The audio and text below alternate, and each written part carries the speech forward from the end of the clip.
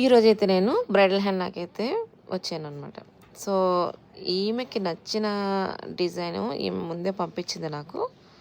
So, అంత intricate మంచిగా అంత ఫుల్ హ్యాండ్స్ కాకుండా హాఫ్ హ్యాండ్స్ అనమాట. అంటిలో రిస్ట్ వరకును. సో, నేను ఫస్ట్ అయితే ఈ చేతి ఫ్రంట్ సైడ్ అయితే ఇలా పెట్టేశాను.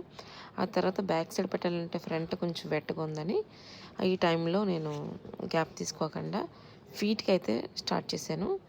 ఈ ఫీట్ వచ్చి తనది చాలా పెద్ద కాలు. బట్ నాకైతే ఫొటోస్లో చూపించినప్పుడు మాత్రం డిజైన్ చూపిస్తున్నప్పుడు చిన్న కాలు అయితే చూశాను.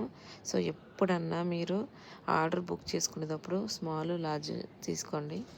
తీసుకున్నప్పుడు వాటికి డిఫరెంట్ ప్రైజెస్ అయితే పే చేయండి. ఎందుకంటే చాలామంది ఫొటోస్ పంపిస్తారు, బట్ వాళ్ళు పెడుతున్నప్పుడు మనకి తెలియదు కదా వాళ్ళ ఫీట్ సైజ్ ఎంత ఉంటుందో.